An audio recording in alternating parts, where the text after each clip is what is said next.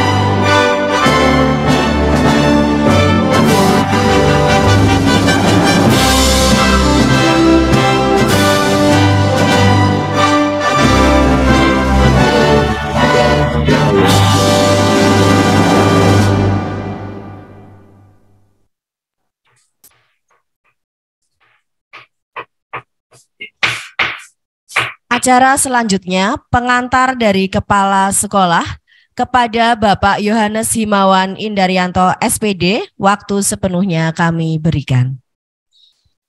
Oke, terima kasih Bu Wipit. Apakah suara saya terdengar, Bu Wipit? Jelas, Pak. Oke.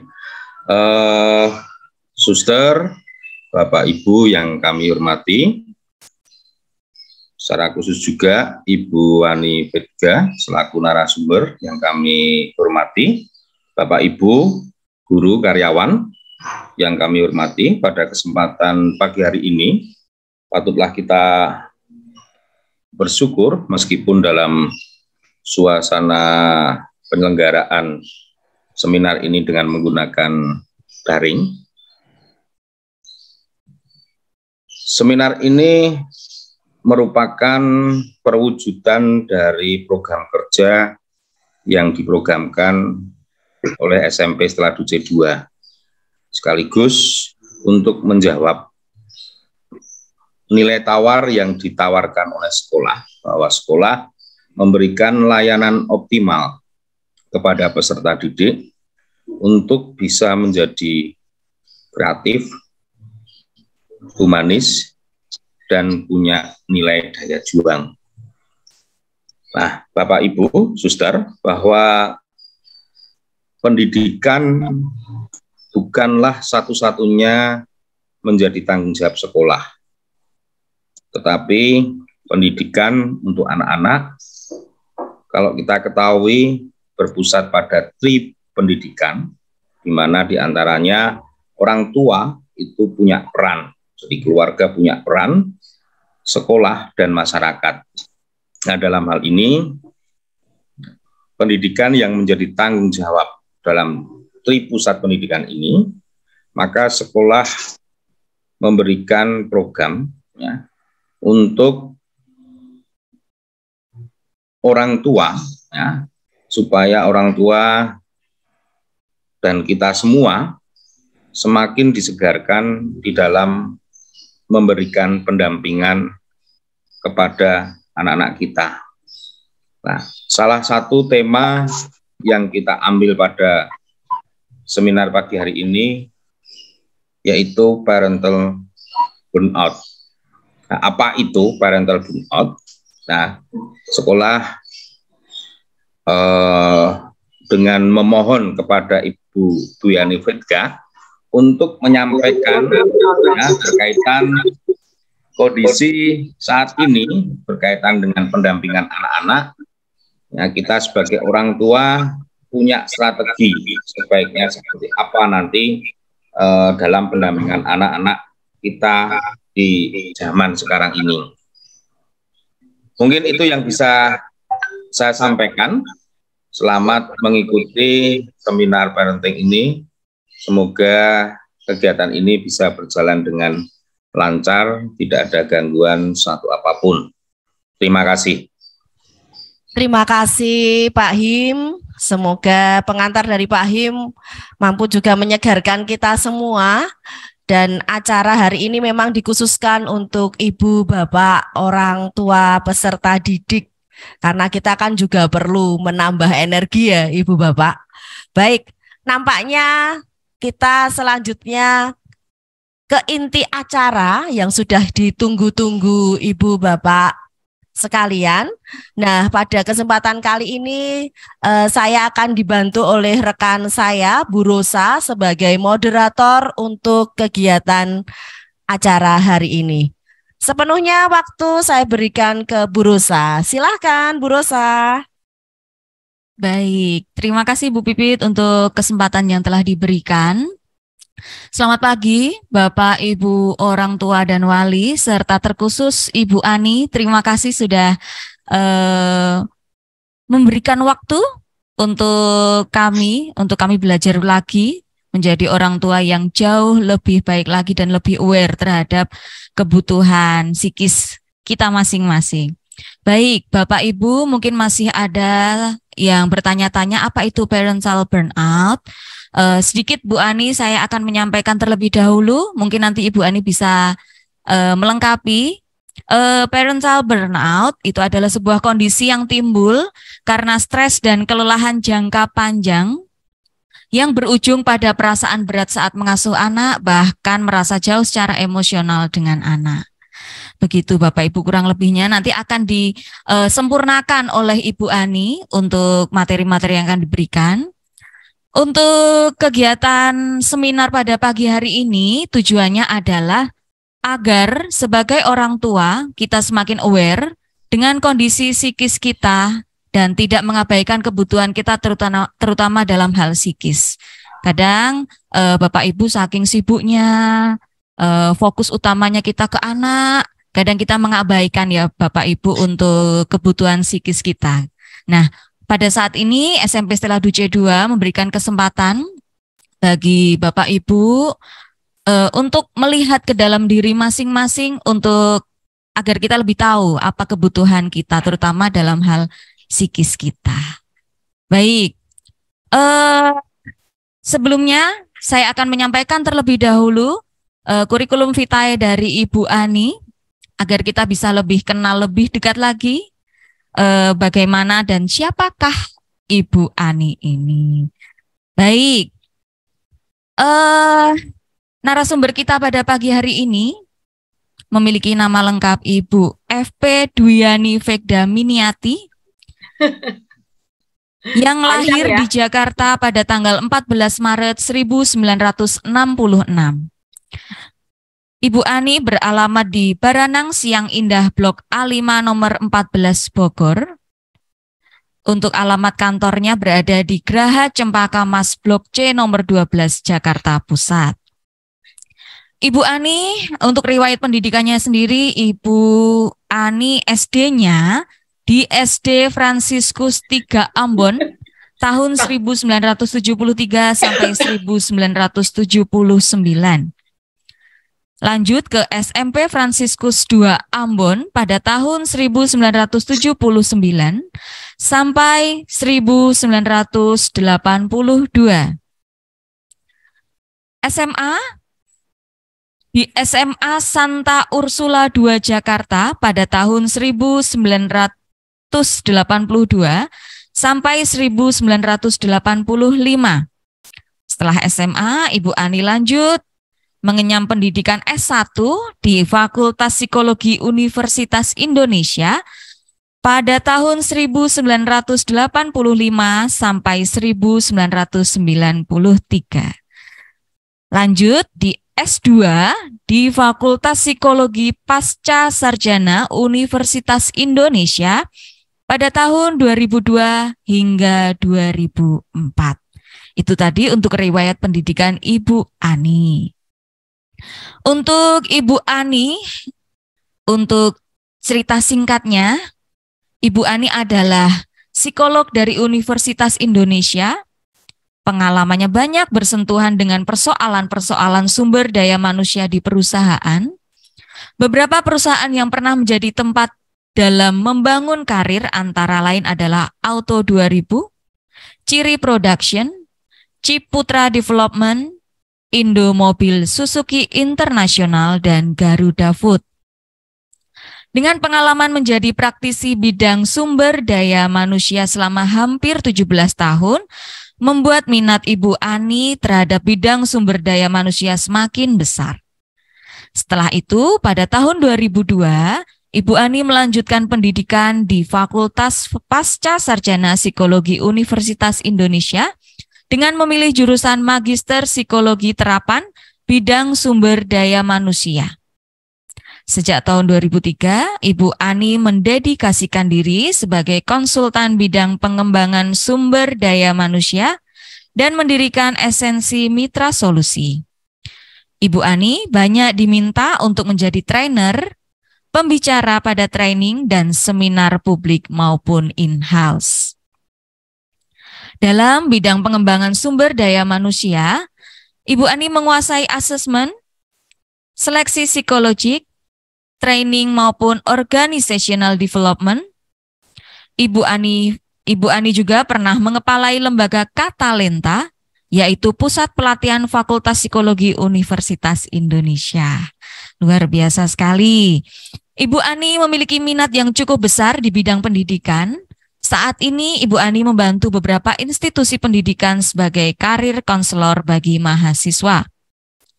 Ibu Ani juga banyak membantu beberapa sekolah menengah untuk penyuluhan tentang pendidikan seks dan narkoba di Santa Ursula, Teresia, Tarakanita, Pangudiluhur, Marsudirini. Dalam banyak kesempatan, Ibu Ani sering diminta juga untuk memberikan ceramah parenting di sekolah, gereja, dan masyarakat. Ibu Ani juga pernah secara rutin diminta untuk menjadi dosen tamu di FEUI, FE Trisakti, BINUS, Atmajaya, dan lain-lain untuk berbagai tema mata kuliah seperti komunikasi bisnis, interviewing skill, maupun assessment center.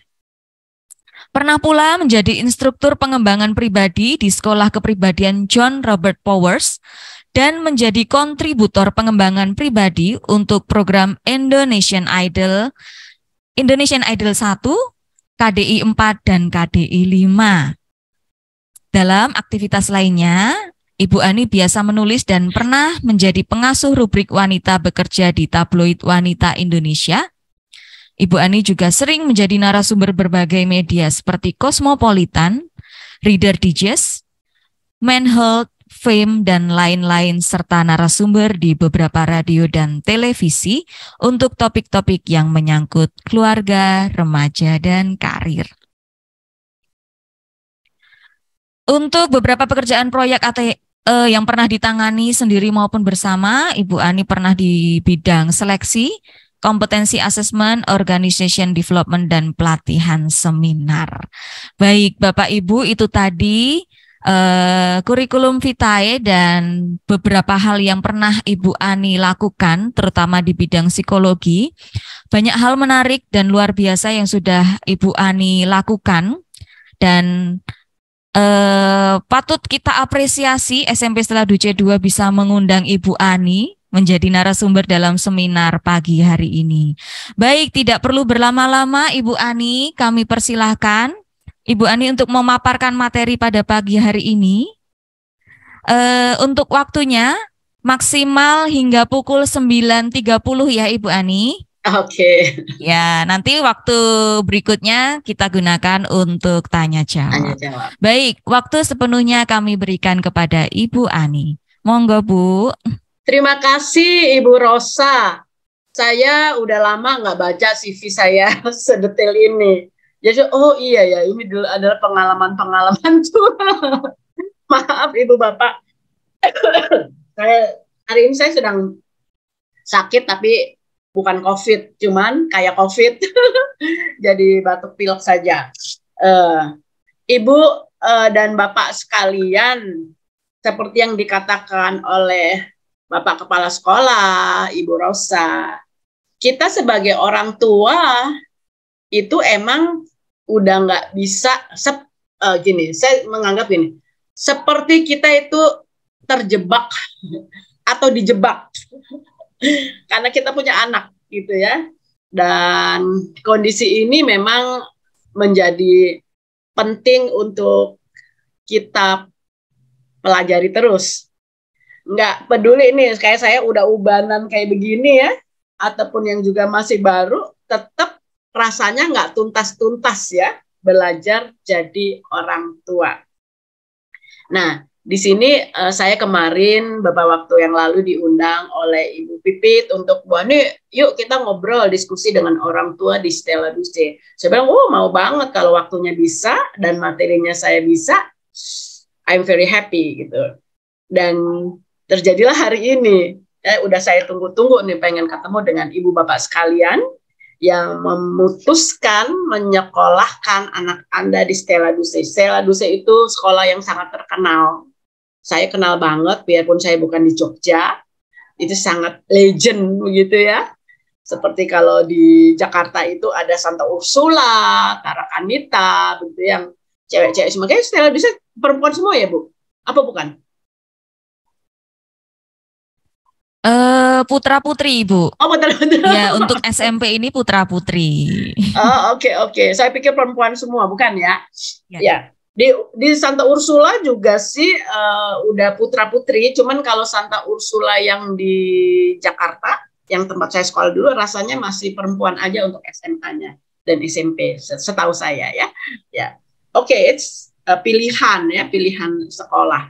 Tapi apapun, kita ini sebagai orang tua itu memang perlu terus belajar. Bukan untuk kita, Ibu dan Bapak sekalian, tapi untuk anak kita. Mengapa terus belajar? Karena anak kita umurnya bertambah. Waktu dia masih kecil, TK kita udah pinter, terus dia naik ke SD. Kita belajar lagi untuk ngurusin anak SD. SD udah mulai pinter, naik-naik kelas itu juga membuat mereka berbeda, berubah. Jadi kita juga harus sebentar. Ini anjing saya tuh bawel banget, saya tutup pintu sebentar ya. Baik Bu Ani.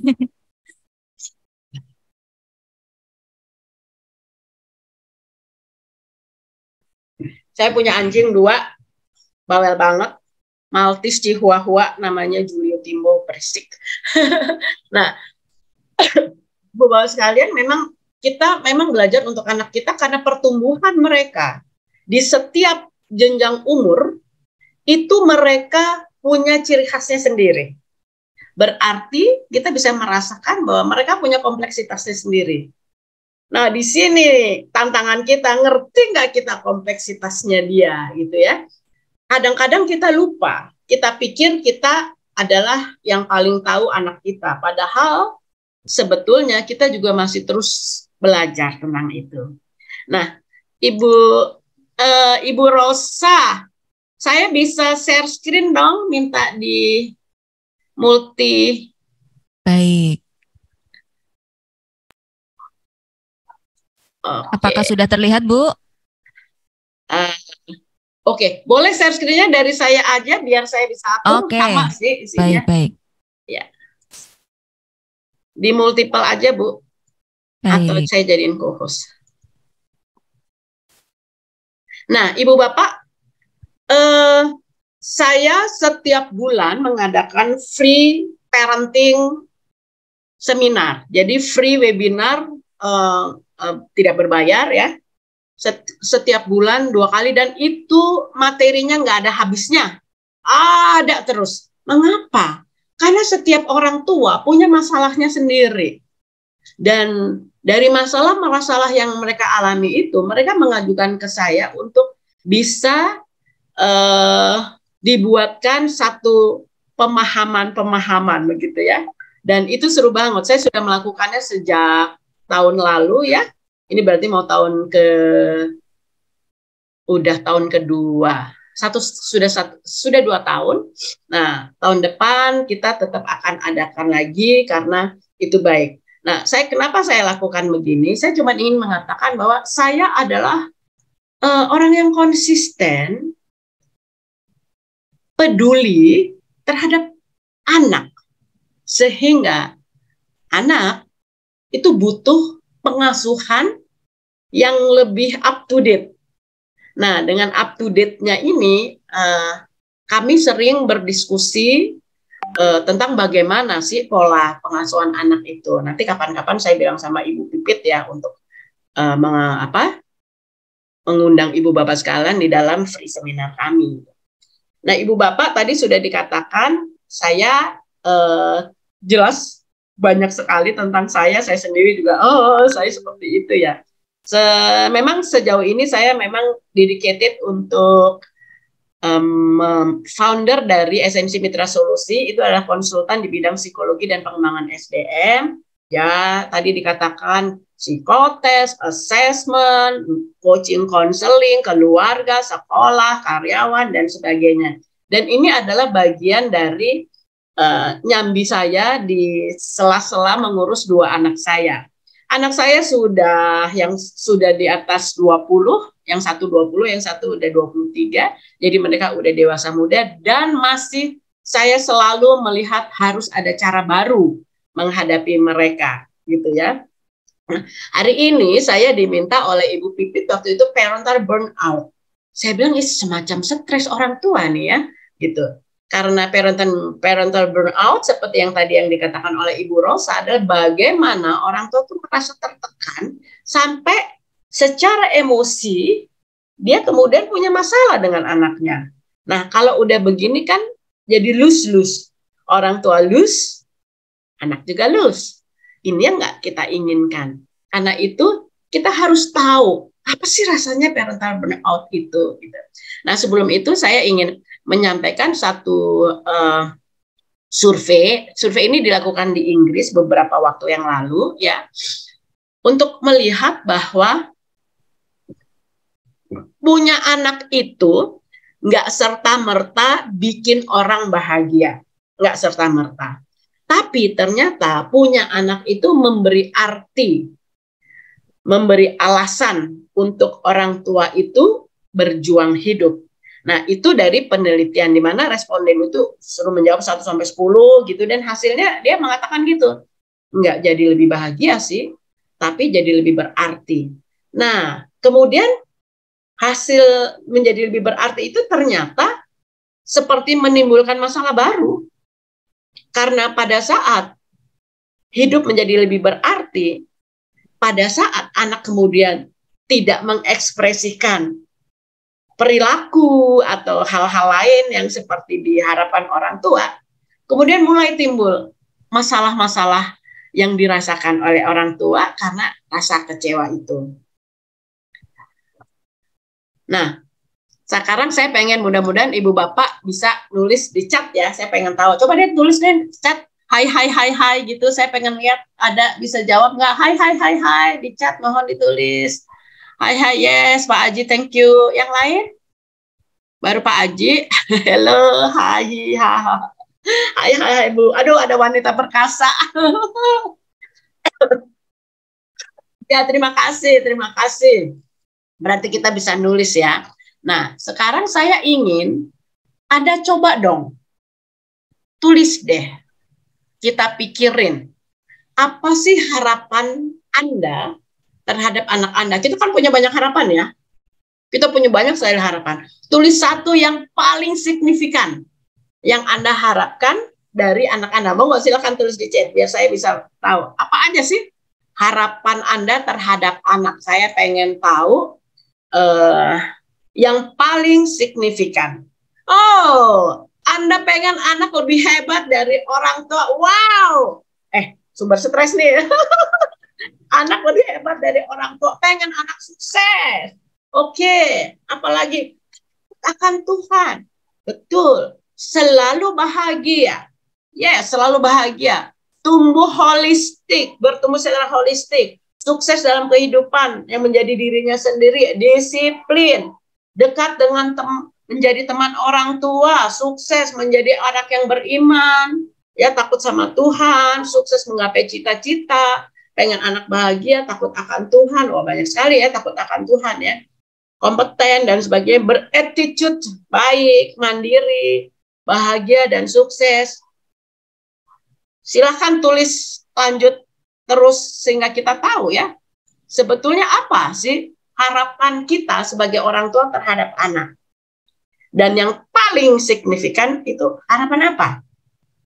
Silahkan, karena ini kalau itu ada selalu di dalam top of mind kita sebagai orang tua, maka kita akan terus mengarah kepada hal itu. Seperti kalau Google Map gitu ya, kita misalnya mau ke Wonosari, taruh Wonosari, maka kita akan dicarikan jalan untuk menuju Wonosari. Sama, kalau kita pengen anak kita takut akan Tuhan, maka kita terus berusaha mencari cara supaya anak kita takut akan Tuhan. Anak kita sukses, suksesnya seperti apa? Maka dia akan seperti itu. Jadi harapan itu bisa jadi menjadi satu cara kita sebagai orang tua dampingi anak ke arah itu. Nah, cek lagi nih, apakah harapan itu menjadi terlalu besar atau tidak, terlalu sulit atau tidak? Ya, kadang-kadang kalau harapan itu menjadi terlalu sulit, itu menimbulkan stres lagi. stres, ujung-ujungnya ke parental burnout. Nanti kita coba lihat ya antara stres sama parental burnout gitu ya. Jadi harapan-harapan ini kalau terus menjadi, aduh gila ya, aku pengen anakku takut akan Tuhan, tapi kenapa anakku disuruh ke gereja aja nggak mau? Bisa kan? Anak sekarang disuruh ke gereja tuh banyak loh yang alasan, atau aku harus sendiri nggak usah sama mama. Banyak sekali yang kayak gitu ya. Atau aku gereja online saja. Online aja bisa gereja dari luar negeri. Itu banyak, ada beberapa keluhan orang tua demikian ya. Jadi kalau harapan ini tidak sesuai faktanya dengan yang kita lihat sekarang dari anak kita, nah itu akan menimbulkan rasa kecewa sendiri. Kenapa? Karena anak itu sangat berarti buat perjuangan orang tua. Jadi kita seperti, kamu menyulitkan perjuanganku. Ada seperti itu. Nah, ini yang sebetulnya kita harus coba pikirkan lagi ya tentang harapan ini. Dan tuliskan sebanyak mungkin harapan kita terhadap anak, karena itu yang akan membantu kita untuk mengingat apa saja sih peran kita dalam mendampingi anak.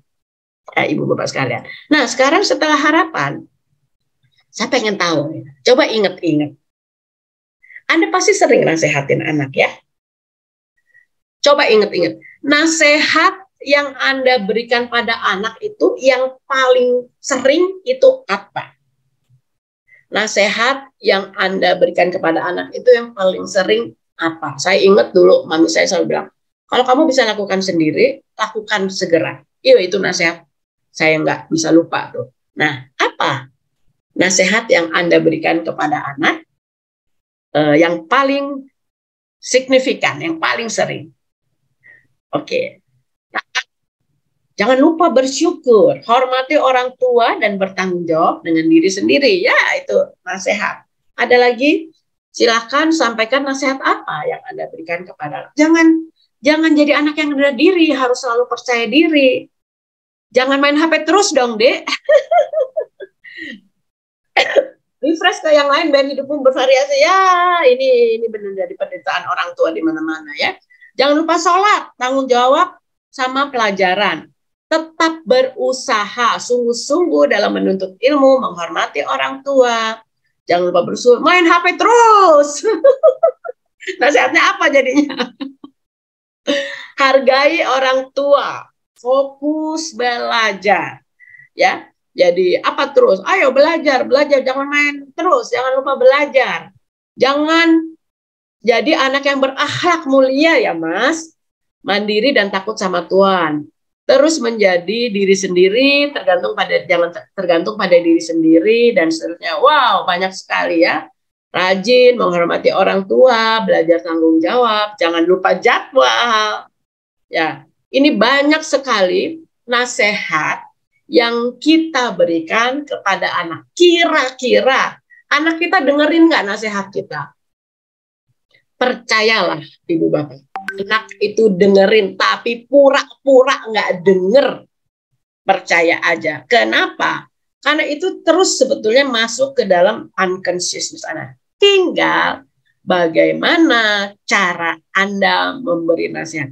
Jangan sampai kata-kata kita tuh jadi kayak kaset rusak, ya, radio rusak. Itu lagi. Saya jadi ingat. Dulu anak saya juga, dia sampai bisa mengikuti nasihat yang saya katakan. Karena udah jadi rema di dalam pikirannya dia. Dan itu membuat dia menertawakan kita sebetulnya. Tapi it's okay. I don't care, masa bodoh amat. Kamu mau ngetawain kayak, tapi itu masukkan ke dalam pikiranmu. Karena ternyata nasihat itu yang sudah masuk ke dalam reservoir kita, itu dia akan munculkan nanti pada saat dia membutuhkan kondisi itu di dalam hidupnya. Ya, jadi nasihat yang Anda berikan itu mestinya akan menjadi tertanam di dalam diri anak. Terakhir, saya pengen tahu nih. Kan dikatakan begini ya. Katanya itu jangan ajari anak untuk jadi kaya. Tapi ajarilah educate them, ajarilah mereka untuk jadi bahagia.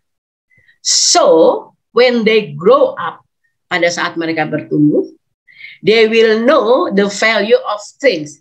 Dia bisa tahu nilai-nilai dari segala sesuatu, bukan sekedar price saja. Nah, ini adalah value yang sering kali saya pegang untuk saya berikan kepada anak-anak saya. Nah, sekarang saya pengen tahu, nilai apa sih yang Anda tanamkan pada anak Anda? Saya ingat banget waktu saya kecil, mami saya selalu bilang, jujur. Jujur ya, gitu. Itu kemudian menjadi nilai yang terbawa sampai sekarang untuk saya, sehingga pada saat saya melihat peluang untuk tidak jujur, jantung saya langsung deg-degan. Atau pada saat saya melihat orang curang atau tidak jujur, saya langsung ada deg-degan nih dalam hati. Kenapa? Karena itu udah tertanam. Jujur itu udah tertanam di dalam diri saya. Mami saya yang menanamkan. Nah, silahkan tuliskan di chat. Apa sih yang Anda berikan? Nilai-nilai apa yang Anda berikan? Satu saja, paling banyak 2, supaya anak punya nilai itu di dalam hidupnya, dan nilai itu membawa dia, mendampingi dia dalam berjalan. Ya, Pak Esar Ahadia mengatakan jujur dan tanggung jawab. Yes, ada lagi. Jujur, bertanggung jawab, rendah hati, mandiri, hormat pada siapapun, bersyukur, takut akan Tuhan, ya, takut akan Tuhan, jujur, tanggung jawab, menghargai orang lain, ya itu termasuk nilai yang luar biasa ya, respect, hidup sederhana, good, hidup sederhana, bukan berarti kita nggak punya ya hidup sederhana ya, bertanggung jawab, jujur, nggak usah takut kalau dimarahin, yes, itu value ya, berarti kan berani karena benar, ya, hargai perbedaan, toleransi artinya ya, disiplin, berani, bersyukur, jujur, oke, banyak sekali nilai-nilai yang kita berikan kepada anak dengan harapan anak kita itu bisa hidup berdampingan dengan nilai-nilai itu. So kita merasa aman. Aman nih.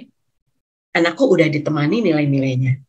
Anakku udah ditemani dengan nasihat-nasihatku. Anakku tahu apa. So kita aman. Merasa anak udah dalam genggaman kita. Begitu ya. Nah, masalahnya sekarang adalah apakah harapan, nasihat, nilai-nilai yang Anda berikan kepada anak itu sudah mempertimbangkan pemikiran dia, perasaan dia, dan kemampuan dia. Artinya karena anak itu makin lama makin bertumbuh. Dia mengenali lingkungan sosial. Dia punya relasi dengan orang lain. Dia memiliki tujuan-tujuan tertentu untuk bisa lebih terampil misalnya ya. Apakah itu sudah Anda pertimbangkan? Anak Anda setuju dengan harapan, nasihat, dan nilai-nilai Anda. Kalau waktu anak Anda kecil, dia dikasih tahu itu sampai anak Anda udah umur 20 tahun. Dia masih dikasih nasihat dengan cara yang sama. Apakah dia setuju atau tidak? Pernahkah kita bertanya, Dek, kalau Mama ingin kamu takut akan Tuhan, cocok nggak dengan kamu? Pernah nggak tanya begitu? Walaupun kita yakin pasti cocok gitu ya, tapi tanya, karena begitu anak ditanya, dia seperti merasa dihargai. Dia seperti merasa diajak bicara. Nggak cuman kita kasih doang. Dek, kalau Mama bilang, Mama pengen kamu jadi orang yang attitude-nya bagus, rendah hati, suka mengalah, kamu gimana? Nah, aku mau attitude bagus, tapi aku nggak mau mengalah. Bisa kan dia mengatakan begitu? Apakah kemudian kita mau untuk merevisi dan kita mengikuti pemikirannya dia? Ya, atau apabila anak punya kemampuan, Dek, Mama pengen kamu jadi pemazmur loh di gereja. Tapi anaknya, aku gak suka nyanyi, Mah. Gitu. Tapi kamu bisa nyanyi, Dek. Suara kamu bagus. Semua orang bilang suaramu bagus. Iya, tapi aku gak suka nyanyi, Mah. Pernah gak ngalamin gitu? Saya pernah menghadapi anak yang suaranya bagus sekali, orang tuanya bangga banget. Kalau dia nyanyi Mazmur, aduh bagus banget, suaranya seperti suara malaikat. Dan anak ini akhirnya berantem sama mama, ya, karena pada suatu saat disuruh tugas Mazmur, dia nggak mau. Pertama, mama masih oke. Kedua, nggak mau. Ketiga, berantem mereka. Anaknya bilang, mama tahu nggak? Aku suaranya bagus, fine, kata dia begitu. But I don't like sing. Aku nggak suka nyanyi, Ma. Bagaimana kamu nggak suka nyanyi? Kata mamanya begitu. Kamu udah diberi talenta menyanyi sama Tuhan. Wah, nasihat keluar. Dan anaknya benci sekali wajahnya melihat mamanya yang begitu bangga dengan kemampuan menyanyi anaknya. But she doesn't like. Terus saya bilang sama ibunya. Terus kalau dia nggak suka, ibu mau paksa. Harus paksa, Bu Ani. Apa? Karena sudah berjanji sama Tuhan untuk wah. Nah, mulai di sini. Orang tua kemudian merasa dirinya benar dan tidak mempertimbangkan apa yang dirasakan oleh anaknya. Akhirnya, alih-alih kita memotivasi anak kita, bisa jadi kita sebenarnya memanipulasi anak kita. Nah, di sini lama-lamaan ada satu jurang pemisah yang terbentuk antara orang tua dan anak, gitu. Terus saya bilang, ibu, kalau anak ibu nggak suka nyanyi, dia sukanya apa? Udah ditanya belum? Belum. Bilangnya gitu. Kenapa nggak ditanya? Harusnya dia suka menyanyi. Saya bilang, bagaimana ibu bisa bilang harusnya dia suka menyanyi? Dia udah bilang nggak suka, Bu. Ini saya mau belain anak nih. Ibu Ani nggak tahu bagaimana saya berjanji sama Tuhan waktu dia mau dilahirkan. Karena saya sejak kecil sampai saya tua, saya jadi pemazmur. Dan anak saya juga harus jadi pemazmur. Dan Tuhan kasih anak saya suaranya lebih bagus dari saya. Jadi saya nggak ada yang salah kalau saya ingin anak saya jadi pemazmur. Jadi mazmur. Dan itu nggak gampang. Siapa yang menang? Dua-duanya kalah.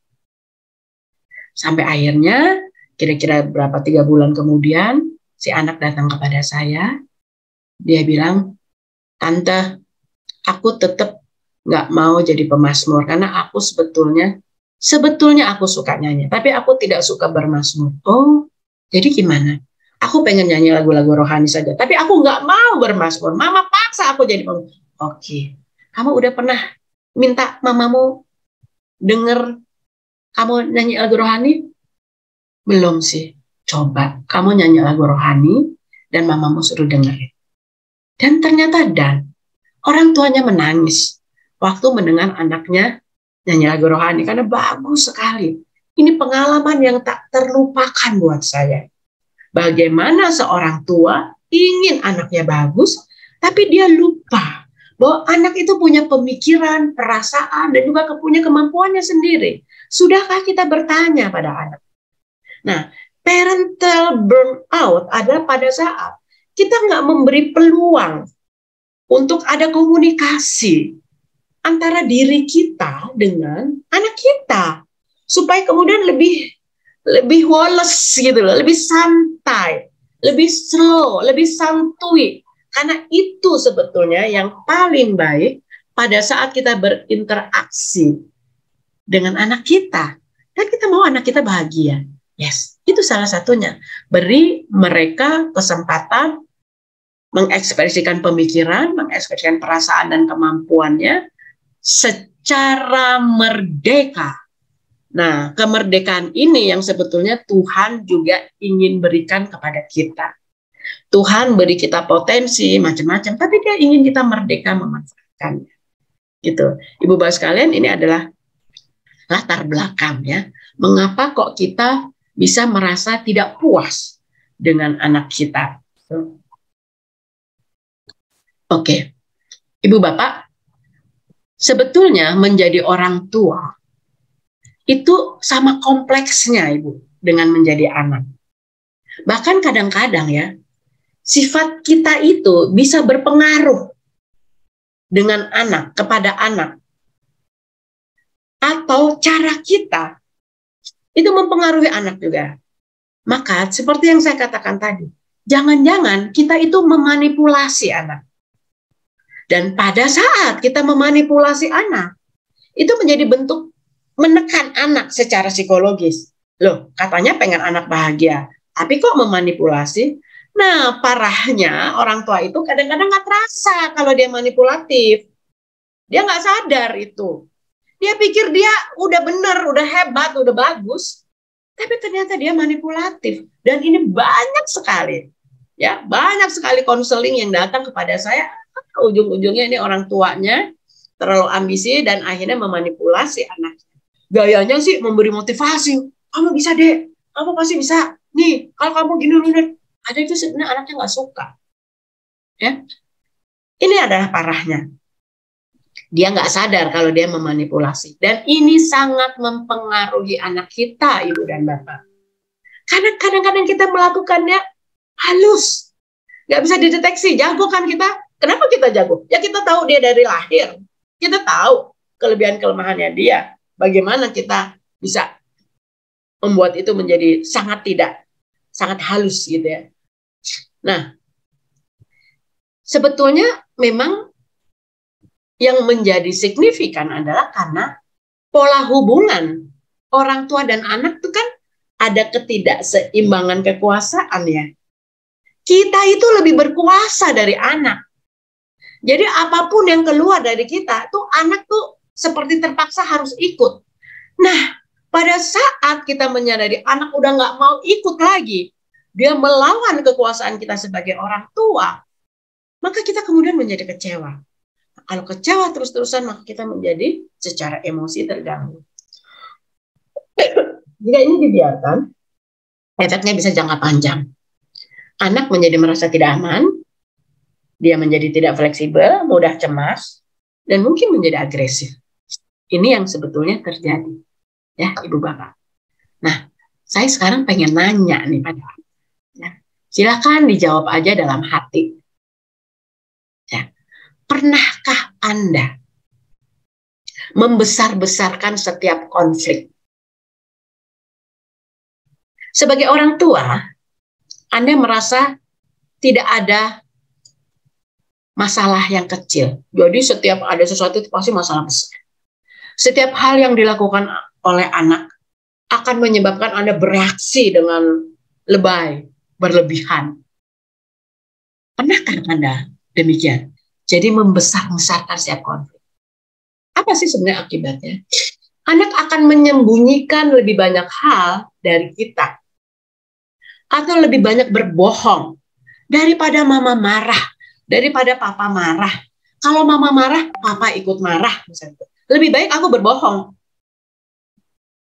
Karena mereka merasa selalu aja nggak bisa melakukan hal dengan benar. Nah, pernahkah Anda membesar-besarkan setiap konflik? Kalau pernah, mulai hati-hati. Ya. Karena hanya pernah saja sekali, 2 kali, itu sudah bisa mempengaruhi perasaan anak. Kedua, pernahkah Anda tidak fleksibel?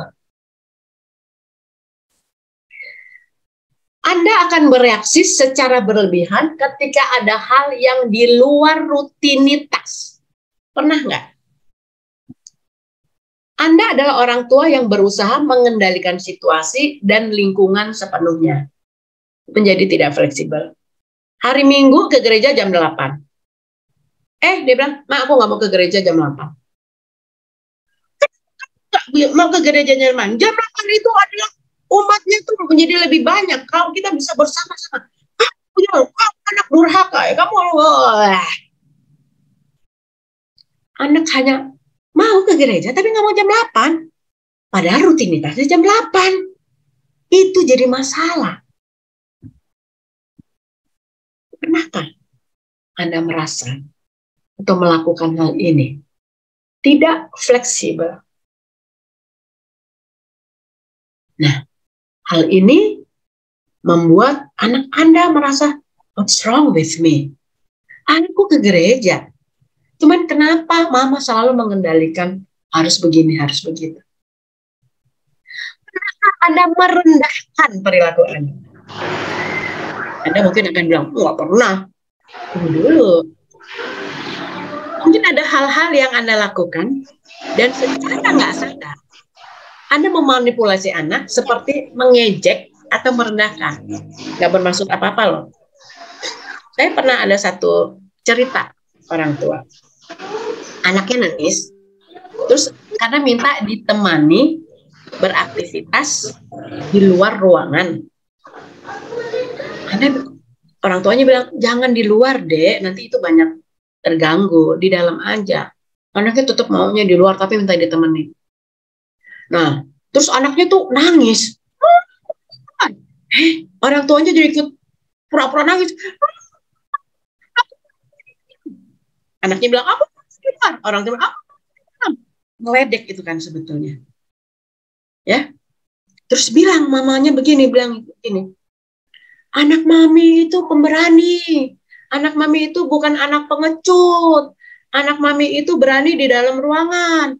Begitu orang tuanya ngomong. Anaknya masih kecil, kira-kira TKB kali ya. Nah, ini kan merendahkan perilaku anak. Maka percaya deh, kalau Anda melakukan hal ini, meski itu cuma sekedar main-main, bercanda, maka Anda akan menjadi sosok orang tua yang gak baik. Anak Anda minta ditemanin loh. Dia minta ditemanin belajar di luar ruangan. Ini kasus saya juga. Sampai akhirnya orang tuanya menyadari, oh iya ya benar. Saya mesti tahu dulu alasannya apa. Yes, saya bilang. Kalau alasannya masih bisa diterima oleh ibu, why not? Belajar di luar, siapa tahu dia kemudian bisa mengeksplorasi yang lain. Jadi jangan pernah merendahkan. Nah, pernahkah Anda melakukan ini? Karena hanya pernah sekali saja, itu akan kenang. Ini saya pernah menegaskan kekuatan. Pernahkah Anda menegaskan kekuatan? Sebagai orang tua ya jelaslah kita lebih kuat. Kita bisa mengendalikan semua hal. Nggak perlu ditegaskan kan sebetulnya. Tapi Anda menegaskan kekuatan Anda. Seperti Anda nggak merasa cukup kalau Anda tidak menegaskan kekuatan. Anda akan terus-menerus mengatakan bahwa anak itu nggak bisa hidup tanpa bimbingan orang tua. Kita ngomong gitu. Saya pernah loh mengatakan gini. Mas, kamu sebagai anak itu masih perlu nasihat ibu, bimbingan ibu. Akan selalu perlu sampai kamu tua pun. Gitu loh. Anak saya cuma diem melihat kepada saya. Saya ingat itu waktu itu dia SMA. Dia melihat kepada saya dan mengatakan, Ibu, suatu saat aku udah nggak perlu nasihat ibu lagi. Karena aku udah tahu yang terbaik. Saya kaget dia ngomong gitu. Saya pikir dia masih kecil. Tapi waktu itu saya ingat dia udah SMA. Dia mengatakan begitu. Ibu tahu ya, suatu saat aku udah nggak perlu nasihat ibu lagi. Nah, sejak itu saya hati-hati banget. Biasanya saya justru tanya dulu pandangan dia. Pernahkah Anda menegaskan kekuatan Anda? Pernah melakukan ini? Hati-hati. Karena ini menjadi pemupuk. Anda mengalami yang namanya parental burnout itu. Ya. Pernahkah Anda mengatakan ini? Anda paling tahu anak-anak. Ini saya pernah lakukan. Dan gak enak banget setelah tahu bahwa ini salah. Bersikeras sangat mengenal anak Anda daripada dirinya sendiri. Berarti kita meremehkan perasaan anak kita. Ini akan menanamkan keraguan atas penilaian dan ingatan diri mereka sendiri. Kita mengatakan gini, Dek, kamu tuh lahir dari ibu. Ibu melihat kamu dari kecil sampai gede. Jadi, ibu lebih kenal kamu daripada dirimu sendiri. Kira-kira kata-kata saya begitu. Saya katakan itu bukan cuma sekali, 2 kali. Pada saat anak saya ngeyel, saya katakan, ibu tuh lebih tahu tentang kamu daripada kamu sendiri. Ternyata itu menyakitkan buat anak. Kemudian suatu saat anak saya mengatakan begini, Ibu, mungkin Ibu lebih tahu tentang aku daripada aku sendiri untuk beberapa hal, dia bilang. Tapi kalau masalah perasaan, masalah ide-ide, masalah pemikiran, aku lebih tahu dari Ibu sekarang. Saya kaget, anak saya bisa ngomong gitu. Terus saya minta maaf. Berarti saya udah nggak pantas lagi ngomong gitu kepada anak yang sudah lebih besar. Bisa jadi anak yang kecil pun merasa demikian. Enggak. Ibu nggak lebih tahu dari aku yang lebih tahu diriku. Bisa nggak? Bisa anak zaman sekarang, mah. Jadi kadang kita istilahnya tuh jangan sok belagu deh. Jangan sok belagu. Kita lebih mengenal anak kita daripada dia mengenal dirinya. Nah, ini akan meremehkan dia sebagai pribadi. Dan itu berarti Anda harus minta maaf. Pernahkah Anda minta maaf? Mudah-mudahan Anda sering minta maaf. Karena orang tua pun juga melakukan kesalahan. Kalau itu Anda lakukan, minta maaf saja. Minta maaf. Lebih sering minta maaf, tapi dengan tulus ya. Itu akan membentuk anak menjadi lebih menghargai orang lain. Begitu. Anak juga belajar bahwa nggak semuanya itu benar. Nah, dari itu semua, kalau Anda pernah melakukan dan tidak pernah melakukan maaf, berarti itulah ego Anda sebagai orang tua. Egois. Anda orang tua yang egois. Apakah Anda orang tua yang egois? Coba cek diri Anda. Karena dalam parental burnout itu ada sisi-sisi ego kita sebagai orang tua. Ya? Ego kita sebagai orang tua. Sekarang kalau kita lihat ya, di dalam parental burnout itu sebetulnya ada tahapnya loh. Anda mungkin bisa ngerasain ya, ada tahapnya. Saya sebelum ke tahap, oh ini kok jauh banget. Oh, lompat ya.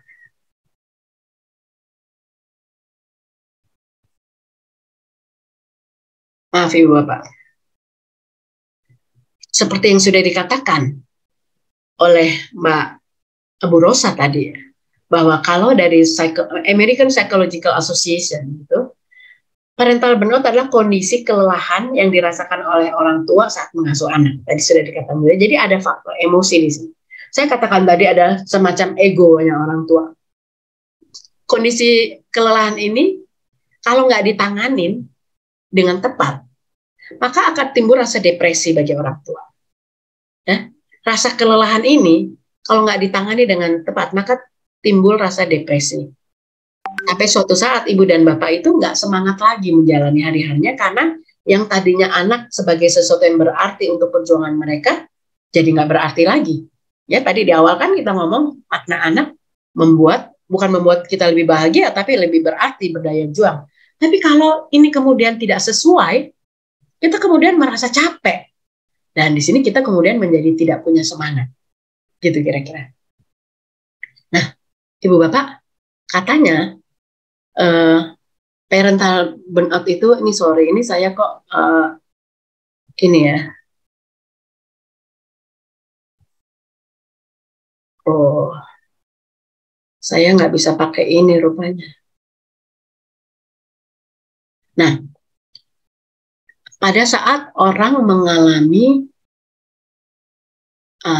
nuansa parental burnout, itu sebetulnya rasanya udah terasa loh ya dikit-dikit ya. Pertama tuh orang tua tuh merasa capek jadi orang tua. Pernahkah Anda merasa gitu? Aduh, kira capek banget jadi orang tua. Anaknya terus, ya nggak pernah mau ngomong yang benar, malah percaya sama orang lain, begitu ya. Jadi merasa lelah. Dan kemudian Anda merasa bahwa kok ada perbedaannya waktu dulu saya jadi orang tua dengan saat ini. Sekarang kenapa saya lebih capek ya daripada dulu? Dulu saya masih ada senengnya. Sekarang aku lelah banget. Nah, kalau itu mulai dirasakan kelelahan dan merasakan perbedaan, ini Anda sedang menuju ke sana. Kemudian Anda ngerasa muak jadi orang tua. Muak. Udah males ngelihat anak tuh, capek. Udah tahu nih, ngomong gini, pasti anak begini. Bete banget. Pernah Anda ngerasa begini? Saya pernah mengalami ini di konseling. Ya, orang datang konseling, dia bilang, saya muak banget sama anak saya. Anak yang nggak tahu diri, saya percuma mendampingi dia selama ini. Muak dia. Dia menuju ke burnout, dan mungkin sudah burnout. Dan akhirnya menjaga jarak secara emosi dengan anak. Ya, kalau anak nggak ngomong, ya nggak diajak ngomong. Ini biar dia tahu kalau aku nggak ajak ngomong dia gimana. Itu yang dilakukan. Nah, kalau Anda merasa gini, Anda mengalami itu parental burnout. Jadi coba dirasain ya, dirasain apakah ini kemudian menjadi pernah Anda rasakan. Satu saja, Anda mulai harus hati-hati. Karena itu ada 4. Anak-anak pasti akan terasa nggak enak. Nah, efeknya apa sih? Ini akan memberikan kelelahan yang luar biasa. Membuat emosi kita nggak stabil. Kita jadi bingung. Bener nggak sih ini? Bener, karena saya pernah bertemu dengan orang seperti, aduh, aku ini gampang bingung, gampang lupa. Jadi cepat marah kalau sama anak. Stres kalau ngelihat dia. Dia melakukan kesalahan dikit aja maunya teriak. Gitu ya. Kemudian merasa jauh dari anak. Kemudian juga tidurnya jadi nggak tenang. Ngerasa bahwa anaknya itu kenapa-kenapa. Gitu ya. Kalau ini tidak ditangani, tentunya memicu kesehatan Anda ya. Secara fisik loh. Ternyata burnout itu juga bisa mempengaruhi secara fisik. Kesehatan, sakit jantung, diabetes, dan sebagainya. Ya. Ini yang kemudian juga hati-hati, karena ini efek dari parental burnout. Jadi sebetulnya penyebab parental burnout itu hampir sama dengan kelelahan saat kerja. Kalau Anda yang bekerja, kalau Anda punya kelelahan, itu juga namanya burnout. Istilahnya parental burnout itu juga sekarang tuh sering muncul saat pandemi COVID-19. Banyak orang tua datang karena setiap hari ketemu anak, anaknya harus sekolah di rumah, orang tua jadi harus ngawasin, ya, dia harus lebih lama berdiam diri di rumah, dan itu menimbulkan burnout pada. Nah, para ibu biasanya lebih rentan mengalami burnout-nya. Hati-hati untuk para ibu ya, karena tuntutan multitasking itu seorang ibu tetap harus mengerjakan banyak hal. Dia harus masak, ngurus anak, nemenin anak belajar, ngontrol anak belajar, masih juga harus kerja. Jadi multitasking yang dilakukan oleh ibu itu lebih mudah memicu parental burnout. Nah, risikonya apa? Faktor-faktor risiko. Dia menjadi perfeksionis, ya, yang faktor risiko itu yang memungkinkan terjadi parental burnout, yang memungkinkan terjadi parental burnout. Kalau ada orang tua yang perfeksionis. Apakah Anda orang tua yang perfeksionis? Maka bisa jadi Anda mengalami ini, parental burnout. Atau Anda tipe orang yang nggak mampu mengelola emosi, gampang emosi, baperan. Kan ada ya orang tua yang baperan ya. Baper tahu ya Ibu, kalau di Jogja namanya apa ya? Baper.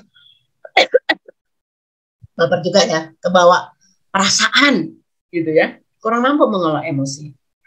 Atau kurang pengetahuan dalam pola asuh. Parenting mungkin bukan menjadi satu kebiasaan. Karena kalau kita suka dengerin parenting, itu lama-lama kita, oh caranya begini, pengalaman dari orang lain, gitu ya. Atau Anda merasa kurang didukung oleh pasangan, misalnya. Sehingga Anda merasa sendirian ngurusin anak. Nah, ini jadi risiko terjadi parental burnout. Atau Anda menanggung beban mengasuh anak, tetapi juga bersamaan dengan pekerjaan lain. Yang tadi saya katakan, multitasking. Nah, ini menjadi risiko terjadinya parental burnout itu. Jadi cek, ada nggak Anda di sini yang bisa membuat risiko itu? Kita sekarang bisa lihat ya, beda antara stres sama burnout itu apa sih? Nggak terlalu beda jauh. Kadang-kadang terasa mirip, ya. Tapi kalau dilihat antara stres dan burnout, kalau stres itu emosinya meledak, meledak-ledak. Kalau Anda marah-marah bisa jadi karena stres. Tapi kalau burnout, Anda merasa diri Anda tidak berdaya, perasaannya itu hampa.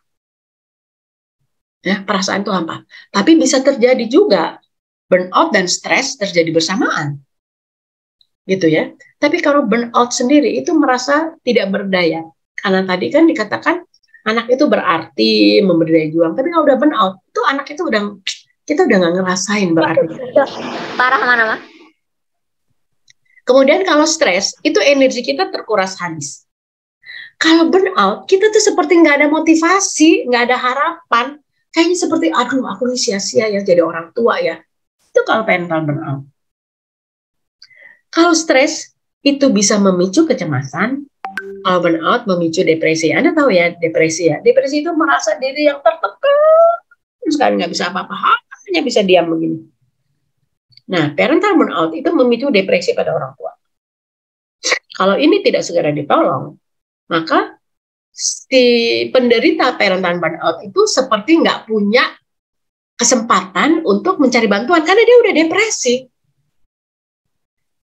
Kalau stres itu bisa merusak fisik ya, tapi kalau burnout itu yang dirusak emosi. Kenapa? Anda jadi lempeng, Anda jadi kayak nggak punya emosi, Anda jadi nggak bisa mengekspresikan emosi itu, Anda seperti letih, Anda seperti nggak punya energi bahkan untuk mengekspresikan emosi. Menjalani hidup tanpa arti. Nah, kalau stres bisa pengen bunuh diri, tapi kalau burnout itu dia hanya jalani hidup tanpa arti. Coba bayangkan, kalau ini tidak diselesaikan, maka Anda menderita, anak Anda juga menderita. Jadi kita mesti bedakan juga, ya, karena bisa saja stres dan burnout ini terjadi bersamaan. Nah, saya masih ada 10 menit ya. Jadi apa sih, gimana sih cara kita ngadepin ini? Ada banyak cara sebetulnya, banyak sekali cara. Tapi saya ini kasih 7 aja ya. Pertama, kita manajemen emosi Anda harus baik. Anda tahu ya kecerdasan emosi ya. Kecerdasan emosi itu bukan berarti orang nggak pernah marah, bukan berarti orang nggak pernah nangis. Tapi orang boleh marah, boleh nangis, boleh tertawa dan sebagainya, tapi dengan kondisi yang tepat, cara yang tepat, porsi yang tepat, kepada orang yang tepat. Nah, disitulah manajemen emosi itu harus dilakukan. Gimana caranya manajemen emosi ini dilakukan dengan baik? Anda mesti sering bertemu dengan orang lain, bercerita, ngobrol, ya. Jadi Anda bisa belajar juga bahwa ternyata bukan Anda sendiri loh yang menderita. Begitu ya. Jadi manajemen emosi ini bisa dijaga dengan baik. Pertemuan kita hari ini sebetulnya apabila Anda juga pernah mengalami burnout ini menjadi ajang kita untuk bisa menyampaikan sebetulnya. Dan nggak apa-apa.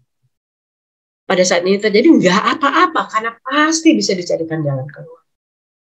Anda juga harus mengatur rutinitas. Tadi dikatakan kan perfeksionis itu berisiko untuk parental burnout ya. Mengatur rutinitas, fine, but harus ada fleksibilitasnya juga. Jadi diatur nih rutinitasnya.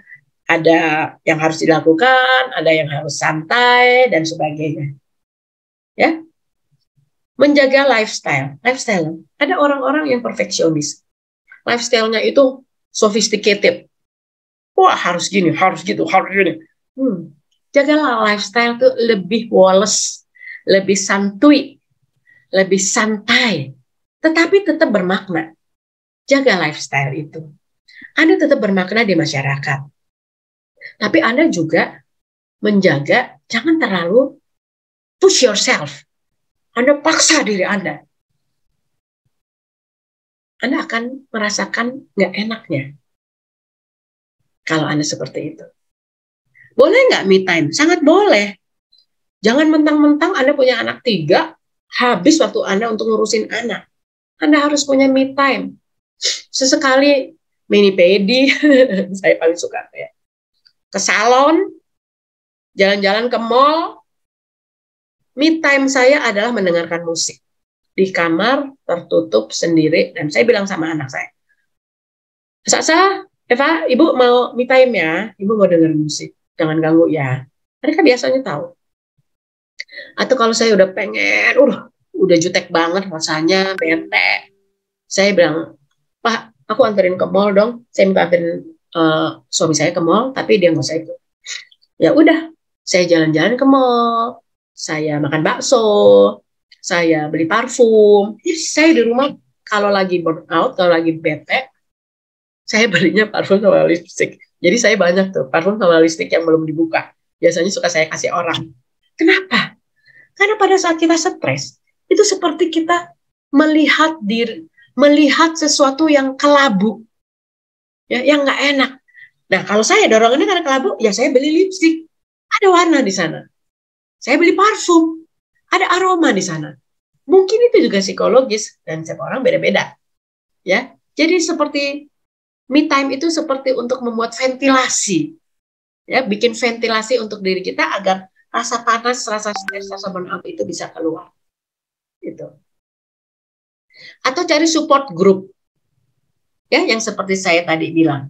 Ketemu sama teman-teman, ngobrol, ini, dan ternyata banyak peran-peran kita sebagai orang tua yang juga sama sulitnya dirasakan oleh orang-orang lain. Nah, ini bisa nih untuk mengurangi atau menghilangkan parental burnout. Atau apa? Yang keenam, latihan menyadari emosi yang terjadi pada diri kita. Latihan menyadari emosi yang terjadi pada diri kita. Saya barusan kemarin dengan satu teman, kita ada acara untuk anak-anak di sekolah SMP Laurencia di Jakarta, di Alam Sutra.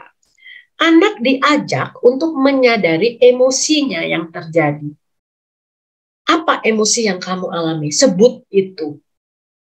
Jadi kita mengenali emosi diri kita. Jangan sampai kita nggak tahu. Jadi emosi apa sih?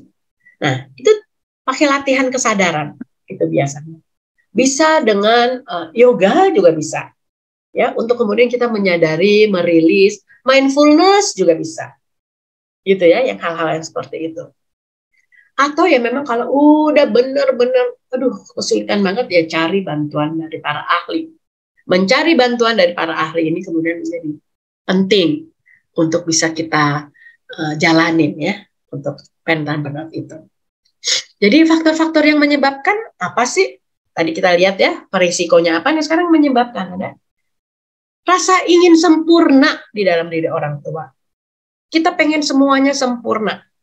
Kurang mengelola emosi dengan baik. Kurang pengetahuan dan pengasuhan yang tadi udah ya. Kurang dukungan keluarga dalam mengasuh anak, menanggung beban mengasuh anak. Gimana nguranginnya? Kita ngerti, tahu kemampuan dan cara mengapresiasi diri. Pernah nggak kita sebagai orang tua mengapresiasi diri kita? Perlu untuk kita mengapresiasi diri kita. Ya, kemampuan mengelola emosi dengan baik itu bisa mengurangi parental burnout, mengurangi burnout. Kemudian adanya dukungan keluarga dan pasangan dan mengasuh anak. Ibu sampaikan kepada Bapak pada saat Anda mengalami ini. Bapak sampaikan kepada Ibu. Tapi kebanyakan sih Ibu yang ngerasain duluan untuk masalah ini. Karena kerjasama saling membantu di dalam mengasuh anak itu sangat menolong. Gitu ya. Kalau orang tua mengalami parental burnout, biasanya nih dia jadi nggak peduli sama anak. Bukan karena nggak sayang loh, bukan karena nggak sayang, tapi karena dalam kondisi dia merasa nggak pantas untuk menyayangi. Aneh ya, dia akan tidak memedulikan anak bukan karena nggak sayang, tapi dia merasa nggak pantas, nggak mampu untuk menyayangi. Dan juga secara mental maupun fisik dia merasa nggak mampu ngurus anak.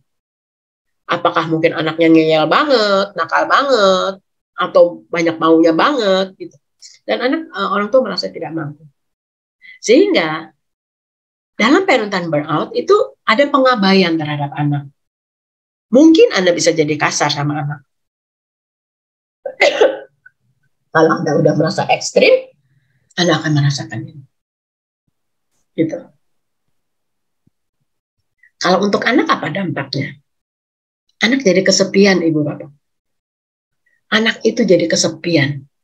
Karena orang tua itu akhirnya ngurusin dirinya sendiri. Dia tidak peduli sama anak tadi ya. Orang tua ngurusin dirinya sendiri.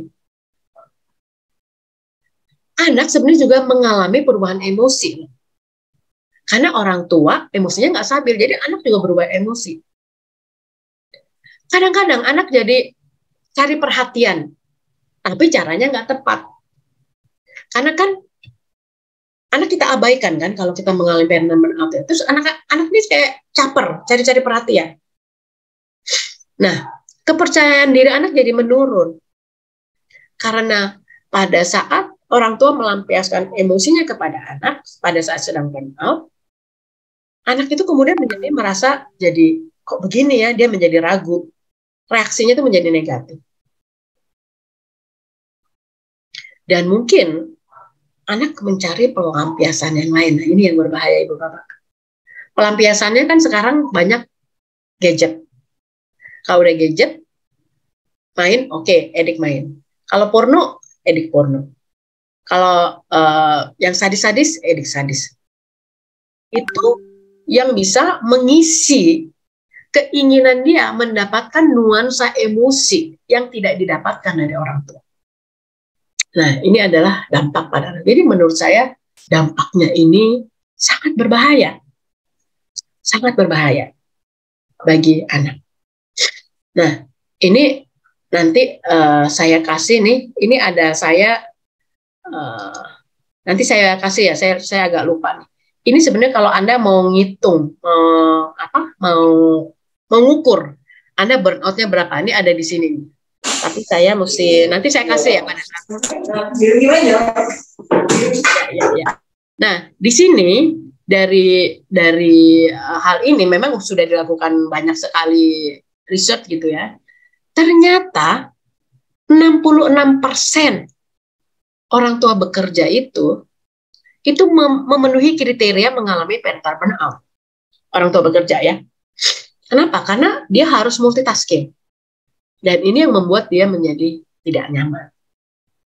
Jadi, apa dong yang harus kita lakukan? Ya, kita mulai lebih rilis, lebih santai, lebih me time yang tadi 7 tips itu. Dan ujung-ujungnya adalah kita harus memilih untuk bahagia. I choose happiness. Pilihlah untuk bahagia. Menjadi orang tua, pilih untuk bahagia. Itu ya. Oke, Ibu Bapak. Terakhir saya kasih gambar nih. Coba tulis di chat gambar apa yang Anda lihat di sini. Apa gambar yang Anda lihat ini? Bisa ditulis di chat, silahkan. Saya pengen lihat. Apa yang di pohon, betul, rumah adat, betul. Apalagi? Nggak salah. 2 rumah, nggak salah. Betul. Apalagi yang dilihat? Burung, ya banyak burung. Terima kasih Bu Susi. Gubuk, pepohonan, burung, pohon, rumah, burung, pagar. Ada lagi? Ada lagi yang dilihat? Coba. Burung, oke. Oke, nah Ibu Bapak. Ada yang melihat pohon, burung, rumah, pagar, tanah, pohon. Ada yang bilang ini burung dalam kandangnya. Ya, coba sekarang perhatikan baik-baik. Perhatikan baik-baik gambar ini. Apa yang Anda lihat? Perhatikan baik-baik. Ada satu gambar yang sangat signifikan, malah Anda nggak lihat. Ayo, coba fokus ke bagian yang berwarna putih. Coba fokus. Gajah, betul sekali. Ibu Maria, Ibu Deta melihat gajah, betul sekali. Ibu Bapak udah melihat gajah belum? Ayo, Ini apa? Ini belalainya, bukan? Ini belalainya, ini matanya, ini punggungnya, ya. Ini kaki gajah, ini anggaplah ekornya. Lihat, ada gambar gajah loh di sana. Dari tadi juga ada dia di situ. Tapi kita nggak lihat ya. Kita nggak perhatiin. Padahal dia paling gede loh gambarnya di situ. Tapi kita nggak perhatiin. Nah, dalam memilih kebahagiaan, carilah gajahnya, Ibu. Bila ada peristiwa dengan anak Anda, jangan hanya dilihat begitu saja. Carilah gajahnya. Mungkin ada hal lain yang bisa kita lihat. Ya, Tuhan memberikan banyak hal. Kita tinggal pilih. Pilihlah dengan berbagai macam pilihan. Jadi gajah udah ada di sana. Kita tadi nggak ngelihat, sekarang kita lihat. Karena itu, kalau ibu bapak merasa jengkel, sakit hati sama anak, carilah gajahnya. Misalnya, anak nggak mau diajak ke gereja bareng. Nggak mau, aku nggak mau sama mama ke gereja. Oh, oke. Kamu mau ke gereja tapi, iya aku mau gereja tapi nggak mau sama mama. Oh, oke, baik. Mau ke gereja sama papa? Nggak, aku mau ke gereja sini. Oh ya nggak apa-apa, bagus. Mau diantarin nanti ke gerejanya. Nggak usah sih, aku sendiri aja. Mau ke gereja jam berapa?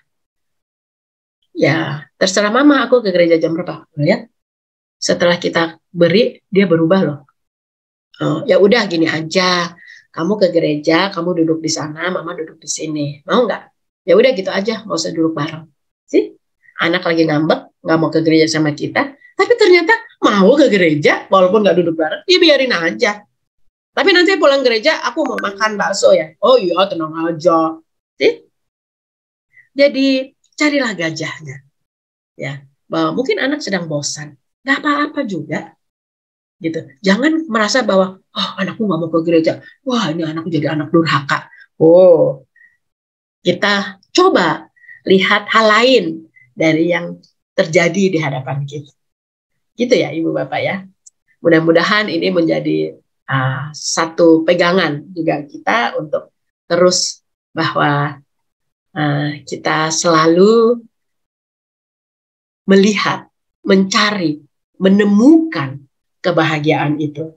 Karena sebetulnya kebahagiaan katanya sih nggak usah dicari.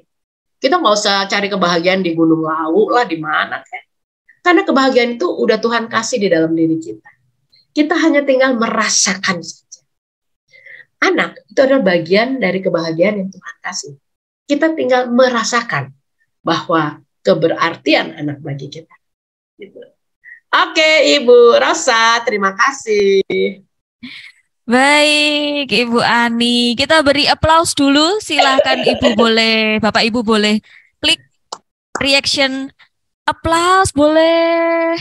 Apapun itu untuk memberi apresiasi kepada Ibu Ani. Baik, terima kasih sekali lagi Ibu Ani. Oke, untuk saat ini adalah sesi untuk tanya jawab. Bapak Ibu kami persilakan, kami beri 3 penanya terlebih dahulu.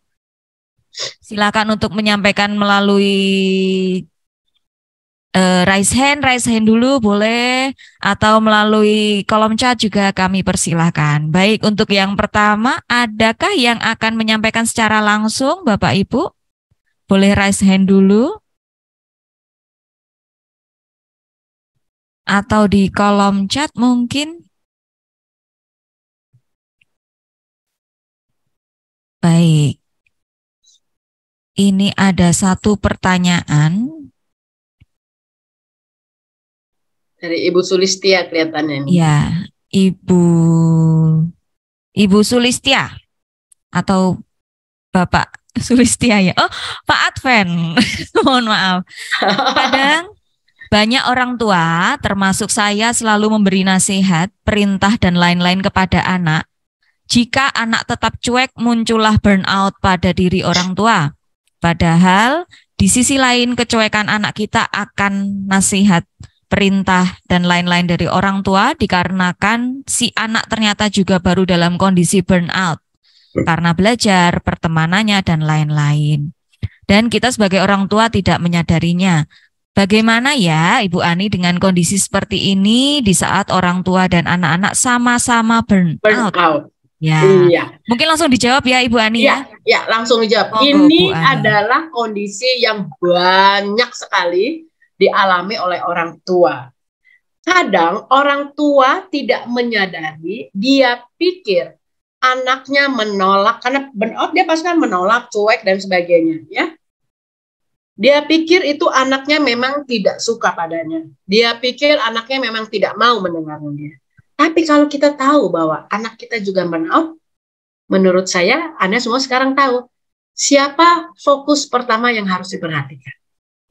Fokus pertamanya adalah perasaan anak. Kita temani dia, kenapa kamu burnout, dan sebagainya. Atau mungkin kita tidak menemani dia, tapi kita memberikan makanan yang dia suka, minuman yang dia suka. Saya suka banget, anak saya nomor 2, perempuan itu suka banget Silver Queen. Kalau dia udah bete gitu, saya punya banyak Silver Queen di rumah. Dia bilang, Dek, mau ini enggak, Dek? Mau. Udah selesai. Ya, artinya anak pun juga pengen dimengerti dengan cara-cara yang mungkin sederhana. Gitu. Jadi kadang-kadang orang tua juga harus kreatif. Pak Sulistia, Bu Sulistia, siapa nih? Ya, jadi kalau memang ini terjadi, pertama fokusnya adalah di anak.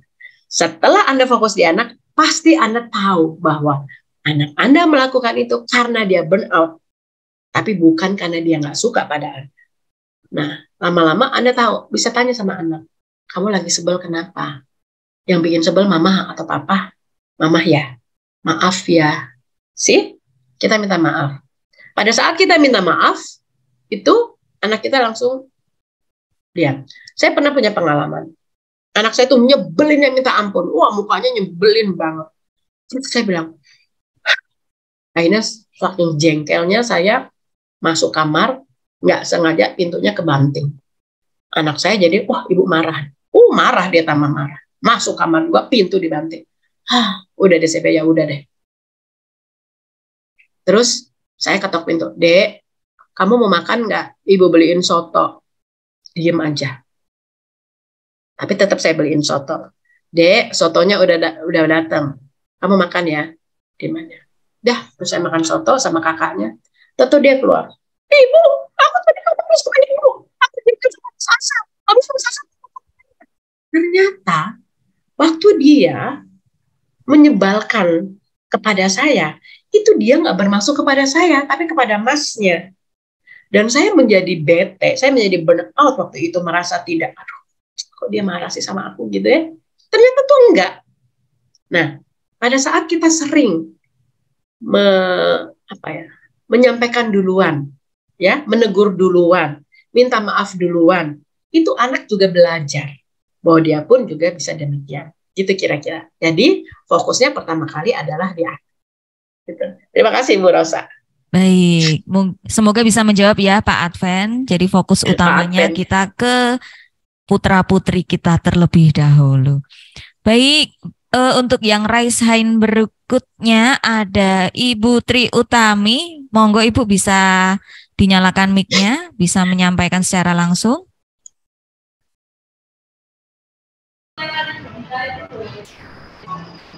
Halo Ibu Tri Utami. Ya. Selamat pagi, terima kasih untuk waktunya yang sudah diberikan. Yes, pertama-tama saya sangat senang sekali mendapat materi ini dan memang sangat membantu bagi orang tua ya Ibu ya. Kebetulan saya memiliki 2 anak, yang pertama itu laki-laki yang sudah SMP, yang kedua itu masih usia TK, PAUD. Nah, yang saya tanyakan untuk saat ini adalah yang untuk SMP, ya, yang untuk SMP, dimana kan mereka kan sudah remaja ya, terus mereka dulu saya tadi menyampaikan bahwa saya ingin anak saya menjadikan saya sebagai sahabatnya, tetapi mulai remaja ini anak saya itu mulai mencari dunianya sendiri bersama teman-teman. Dan saya sekarang menjadi bukan sahabatnya lagi, apa-apa tidak cerita. Tapi saya tahu kadang saya mengajak anak untuk ada apa begini. Saya kalau tiap hari saya menyapa anak-anak saya, baik yang TK dan SMP, bagaimana tadi di sekolah, kamu happy enggak, ada masalah apa, bagaimana dengan temanmu, bagaimana dengan gurumu, kamu di sekolah itu seperti apa, seperti itu kan Bu. Waktu apa namanya, mulai awal masuk PTM, si kakak ini sudah masih aktif, tapi lama-lama dia asik dengan dunianya sendiri, sama temennya, telepon-teleponan, sama, jadi untuk tingkat pertemanan kita menurun. Jadi dia lebih happy ke temannya. Nah, saya kadang itu merasa sebel gitu loh, sebagai orang tua. Saya merasa sebel, tapi saya tidak menyerah. Saya tidak menyerah, saya tetap ajak anak saya untuk komunikasi, saya deket-deketin anak saya, sampai anak saya itu punya teman, dan temennya itu kan punya nomor saya, terus suka cerita, tante digibahin loh, digibahin katanya sokap, bahasa anak, jadi juga harus mengerti bahasa mereka. Sokap, oh seakrab, oh iya harus seakrab dong, kalau nggak akrab nanti dikira sombong. Nah gitu. Tapi saya ada rasa jenuh, harus seperti itu, karena dia sekarang lebih fokus ke teman-temannya. Nah, untuk pertanyaan saya, adakah motivasi lain agar si anak itu dia bisa, saya tidak mengekang untuk mencari dunianya dengan anak-anak remaja, dengan teman-temannya, tetapi bagaimana motivasi kita sebagai orang tua untuk bisa masuk ke dunia mereka, untuk bisa berbaur dengan mereka, begitu. Baik Ibu Tri Utami, ya, no worries, jangan khawatir. Remaja memang demikian, dia akan memilih temannya daripada orang tuanya. It's terjadi di seluruh dunia, jadi nggak apa-apa. Yang harus dijaga adalah pilihan temannya itu masih masuk di dalam kriteria kita sebagai teman yang baik, gitu. Apakah kita jadi bilang so akrab atau apa segala macam, itu nggak apa-apa. Bahkan yang dulu saya lakukan untuk anak saya pada saat dia masih SMP, kan begitu juga, sama ngalamin juga. Dia bilang, Dek, ajakin teman kamu main ke sini, ajakin teman kamu main ke sini. Ngapain? Ajakin, nanti ibu bikinin kue, ibu bikinin es. Benar, diajakin loh teman-temannya main, kita jadi tahu. Nah itu kemudian dia membuat dia jadi ini, dan saya jadi agak dikenal sebagai ibu-ibu yang suka kepoin anak. Malah ada teman-temannya anak saya yang, Eva bilangin nyokap lu dong, gue pengen konsultasi, misalnya kayak gitu ya, karena mereka tahu saya psikolog misalnya. Dan itu adalah cara untuk tidak memaksakan, tetapi seperti kita mencoba sedikit saja, sedikit masuk ke dunianya dia, dan kita mengatakan it's okay, I'm okay with your friends, gitu ya. Karena memang demikianlah anak remaja. Nanti lama-lama kita bisa, Dek, temanmu tuh ajakin ke sini, ajakin misalnya main bowling, main apa gitu. Jadi kita juga bisa mengarahkan ini. Tetapi itu bisa terjadi kalau memang anak sudah merasa kita pro sama dia. Jadi jangan sekalipun kita menjelekkan, menghina, menyalahkan temannya. Karena pada saat itu kita lakukan, dia juga akan merasa bahwa kita pun juga bukan bagian dari hidupnya dia. Gitu. Itu anak remaja, Bu. Jadi menurut saya sih, ya so akrab aja. Kalau anak ibu suka, atau saya nggak tahu, kalau anak laki-laki mungkin ngumpul terus main game, misalnya kayak gitu ya. Ya nggak apa-apa, ajakin temanmu main game di sini, gitu. Jadi sesuatu yang kita nggak larang, tetapi kalau hari Sabtu ya, gitu. Jadi ada aturan yang kita berikan, tapi dengan memberikan kemerdekaan pada dia, kemerdekaan cara, gitu. Itu yang biasanya dilakukan si ibu, gitu. Demikian. Ya, baik Ibu Ani, semoga bisa menjawab ya Bu Tri Utami. Terima kasih. Sama-sama. Ya, lebih dekat dengan teman-temannya juga ya Bu Ani. Iya. Iya, untuk yang saran lebih dekat dengan teman-temannya sudah saya coba persis. Iya, ya. Saya telepon tak udah pulang belum? Aku masih mau main, daripada main sama teman-teman di sekolah terus bosan, yuk renang yuk. Saya ajak itu teman-temannya renang kemarin. Ya, good. Sekali-sekali gitu, nanti yang lain jangan berpola Bu, kalau sama anak remaja. Nanyanya jangan berpola. Gimana kamu hari ini? Ada cerita apa? Tadi gimana temanmu? Itu kan berpola ya. Bosen anak. Pertanyaannya jangan berpola. Pertanyaannya yang kreatif. Jadi dia seperti kalau mendengar pertanyaan dari kita itu seperti mendapatkan pertanyaan yang baru. Oke. Monggo. Silakan Mbak Rosa. Ilmu baru lagi dari Ibu Ani. Lanjut ya Ibu. Di kolom chat ada pertanyaan dari Ibu Teresia Wuryantari. Bagaimana pengasuhan supaya tidak burnout untuk anak dengan kesulitan belajar spesifik dengan penyerta disgrafia, diskalkulia, dispraksia, dan fungsi eksekutif terutama regulasi diri, motivasi, dan penyelesaian masalah atau prioritas yang kurang baik. Begitu Bu Ani, monggo. Ibu Teresia. I'm very sorry, saya ikut prihatin karena memang anak-anak dengan kesulitan belajar seperti ini itu memang membutuhkan fokus konsentrasi kita di dalam mendampingi dia. Kemudian bagaimana mengajari dia executive function untuk regulasi diri, itu bukan masalah sederhana. Masalah yang sulit Ibu.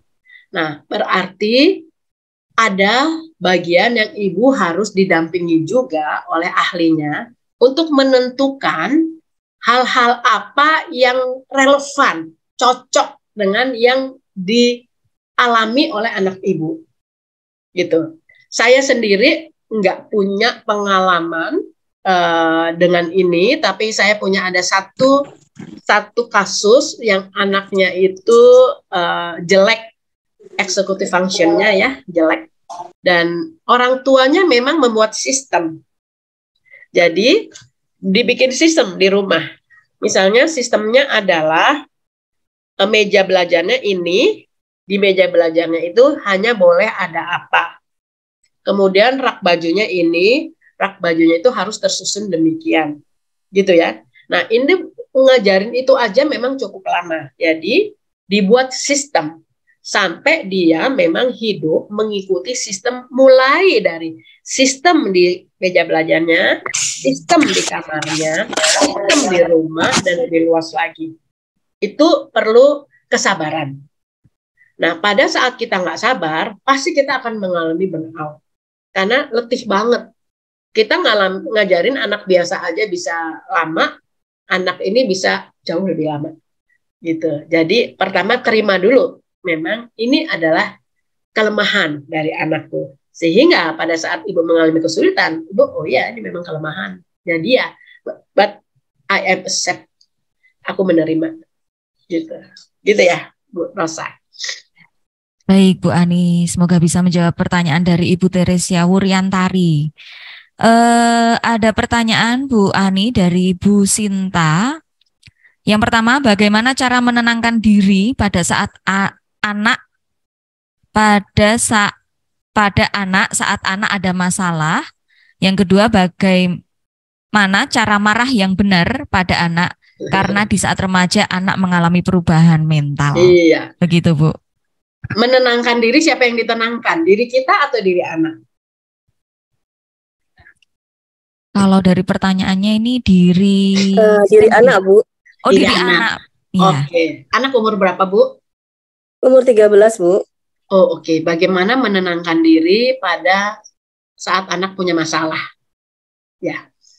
Nggak usah banyak nasihat, Bu, biasanya. Jangan memberikan banyak nasihat. Pahami aja tipe anak ibu seperti apa. Kalau saya punya dua anak, dua-duanya introvert orangnya. Anak introvert nggak suka diajak ngomong. Jadi kalau dia ada masalah, saya tahu. Karena terus beda. Paling saya begini, Mas, kamu mau nggak Ibu bikinin teh lemon anget, enak banget. Biasanya nggak mau, tapi saya tetap bikinin. Nggak mau, biasanya gitu. Tapi saya tetap bikinin. Ini kali-kali nanti kalau kamu mau minum ya. Ya habis juga. Gitu. Jadi maksudnya adalah biasanya kalau kita mau menenangkan anak adalah jangan masuk ke masalahnya dulu. Kecuali dia udah ngomong sama kita. Mah, masalahku tuh begini-begini. Nah, baru kita ngomong. Tapi sedikit mungkin nasihat. Karena anak remaja nggak suka dinasehatin. Dia lebih suka didengarkan. Jadi pada saat dia udah bisa ngomong aja tentang masalah ke kita, itu udah puji Tuhan banget. Artinya kita udah tahu, sehingga kita bisa, oh ini bahaya nggak ya buat anak ya? Ini dampaknya akan sampai kemana? Kalau dia misalnya, aku sebel tuh, itu tadi dia tuh ini banget, ini aku kan malu, aku dibikin gini, dibully dia. Nah, Anda kemudian pikir, oke, jadi kamu dibully ya? Perasaan kamu gimana? Ya aku sebel lah. Kalau sebel, kamu maunya gimana? Jadi jangan kita kasih tahu dia mesti gimana. Kita mesti tanya, perasaanmu gimana, Dek? Nah, kamu maunya gimana, Dek? Terus yang kamu lakuin apa? Ya aku nggak tahu. Ibu kasih tahu dikit aja ya, nanti kamu pasti bisa sendiri tuh mesti gimana. Kasih sedikit clue aja apa yang harus dia lakukan. Bisa kayak gitu. Jadi pada anak, terus bagaimana marah yang benar pada anak? Marah boleh marah, tapi tidak marah-marah. Marah mengatakan yang ibu sebel adalah perilakunya. Ibu nggak suka karena kamu tadi tas langsung dilempar saja. Aturan kita adalah tas ditaruh di kamar. Jadi perilakunya Bu yang disampaikan. Jadi, kamu sembarangan sih orangnya. Tas dilempar. Kamu nggak tahu ini. Kamu nyusahin ibu. Kamu seperti itu jangan. Jadi fokus di perilaku yang tidak bisa diterima. Biasanya marah gitu. Terus kemudian marah itu jangan pakai nada tinggi. Karena kalau marah pakai nada tinggi, itu anak melihat sebagai sesuatu yang keras, agresif. Marahlah dengan nada suara rendah. Ibu kecewa. Kamu taruh tas sembarangan di luar. Biasanya di dalam kamar. Sekarang ibu punya masalah nih, harus menaruh tasmu di kamar. Lain kali kamu nggak boleh begini. Apakah kamu bisa taruh tas di kamar? Seperti itu. Itu namanya bahasa asertif. Lebih detailnya namanya I message, pesan aku. Ibu yang punya masalah, I message, pesan aku. Karena kamu taruhnya di luar, jadi ibu harus masukin ke kamar. Jadi itu masalah aku dong, gitu ya. Jadi adalah saya yang punya masalah kalau kamu begini. Itu kira-kira inti pesannya. Nah, cara marah tuh seperti itu. Tapi apakah saya marah selalu gitu? Enggak, saya juga pernah marah-marah. It's okay kalau itu sudah terjadi. Tinggal yang paling penting setelah kita melakukan kesalahan adalah minta maaf. Itu menjadi kebiasaan saya. Biasanya terus, ibu minta maaf ya tadi marah. Gitu. Gak apa-apa, aku juga tadi sebel. Biasanya kayak gitu. Karena udah biasa. Dia sudah biasa mendengar orang tuanya minta maaf. Begitu Bu Sinta. Terima kasih Bu Ani. Sama-sama Bu.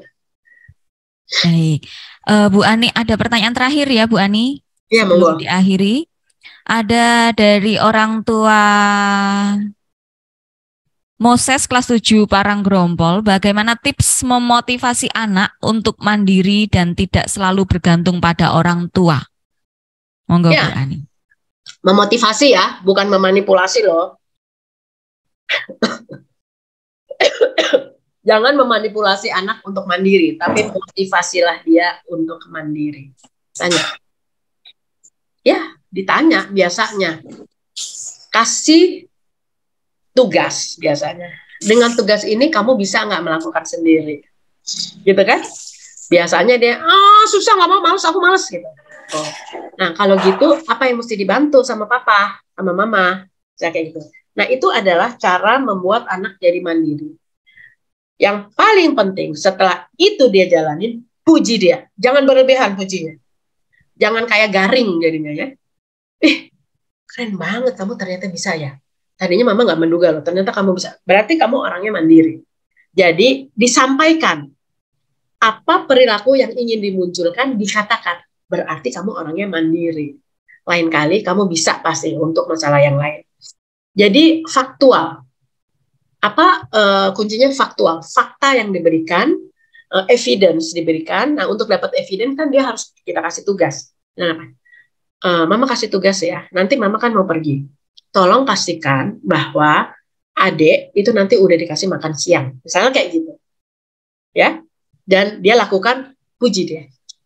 Jangan susah-susah dulu. Karena kalau susah dan dia tidak bisa melakukan, malah jadi nggak dilakukan. Gitu. Itu biasanya. Sedikit demi sedikit, dan dia tahu, ternyata gue bisa ya. Ternyata gue bisa ya, kata mama gue. Gitu lah misalnya. Nggak tahu ya di Jogja ngomong gue lu nggak sih? Nah, jadi itu yang membuat dia yakin gitu, Bang. Oh, ternyata aku bisa. Gitu. Itu bisa mandiri. Gitu ya, Bu ya. Baik, semoga bisa menjawab pertanyaan dari orang tua Moses kelas 7 Paranggrompol.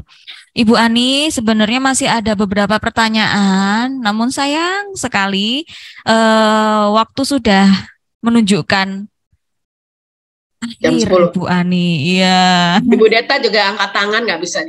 Ini aja Bu, nanti yang belum terjawab Ibu kirimin saya WA, nanti saya jawab, Ibu kirim balik ke yang bertanya. Baik. Mungkin bisa minta tolong disampaikan di screen untuk nomor HP dari Ibu Ani. Nanti mungkin bisa membantu untuk menjawab pertanyaan-pertanyaan karena masih ada beberapa. Oh ya, di kolom chat ini sudah disampaikan oleh Ibu Ani nomor WA dari Ibu Ani. Silakan Bapak Ibu yang mungkin masih perlu untuk terjawab dari pertanyaan-pertanyaan yang mungkin dalam sesi ini belum terjawab. Sekali lagi mohon maaf Bapak Ibu yang sudah menyampaikan pertanyaan, namun kembali lagi karena waktu juga yang membatasi pertemuan kita. Baik, Ibu Ani, untuk terakhir kalinya Bu Ani kami minta closing statement Bu bagi kami semuanya, bagi orang tua, wali dan juga Bapak, Ibu guru dan karyawan di SMP Stella Duce 2. Monggo Bu Ani. Iya, terima kasih. Ibu dan Bapak sekalian, Ibu guru, suster, dan sebagainya. Anak adalah memberi arti bagi orang tua. Dan arti ini adalah menjadi faktor penentu perjuangan orang tua. Pastikan bahwa anak kita tetap bermakna bagi kita. Jangan paksakan, jangan manipulasi, tetapi motivasi dia dan beri dia kesempatan untuk bertumbuh secara merdeka. Di sana kita diberi titipan anak-anak ini oleh Tuhan. Berarti kita bertanggung jawab pada pertumbuhan dari anak ini. Hindari parental burnout, karena parental burnout menghambat kita untuk memberikan yang terbaik bagi anak-anak kita. Demikian closing statement dari saya. Baik, luar biasa sekali Bu Ani. Rangkuman dari materi awal sampai akhir, semoga semakin membuat kita para orang tua lebih aware terhadap kebutuhan kita ya Bu ya. Jadi ketika mengalami hal-hal seperti yang sudah disampaikan tadi, itu menjadi tanda bahwa kita juga butuh bantuan untuk bisa membuat pendampingan kita terhadap anak-anak lebih optimal lagi. Baik, sekali lagi terima kasih Bu Ani. Kita beri aplaus dulu. Terima kasih. Terima kasih banyak. Thanks so much. Di tengah-tengah kesibukannya ya Bu, menyempatkan waktu di pagi-pagi di hari Sabtu untuk menemani kita semuanya. Terima kasih. Baik. Waktu kami kembalikan kepada Bu Pipit untuk menutup kegiatan pada pagi hari ini. Silakan Bu Pipit. Baik, Bu Ani, terima kasih. Sama-sama Bu. Sama-sama Bu Pipit. Orang hebat, saya kenal Bu Ani ini luar biasa. Dan terima kasih Bu Rosa sudah memandu dengan baik juga Ibu, Bapak, Suster, orang tua wali peserta didik. Terima kasih banyak untuk segala perhatian dan juga waktu yang sudah diberikan kepada kita semua, sehingga hari ini saya seperti diberi bahasa Jawanya itu disoki. Kasih spirit ya Bu ya, kasih spirit, disirami bahwa menjadi tambah semangat, karena kebetulan kami juga di dunia remaja dengan aneka macam lika-likunya. Nah, saya senang sekali, interaktif sekali Bu Ani, sehingga menjadi hidup suasana Zoom meeting kita hari ini. Baik. Terima kasih Ibu.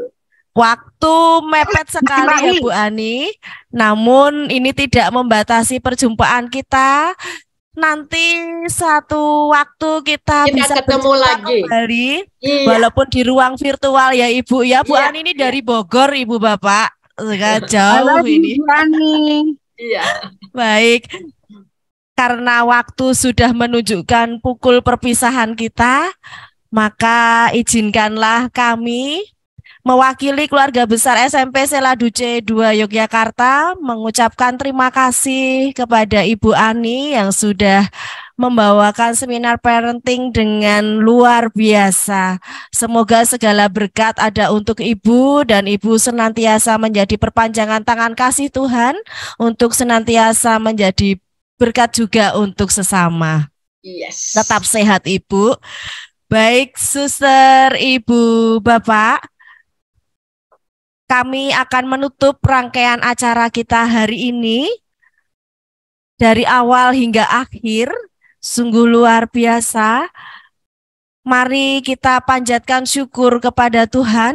Kita tutup rangkaian acara ini dengan berdoa. Kita siapkan hati, budi, dan pikiran kita untuk bersatu dalam doa.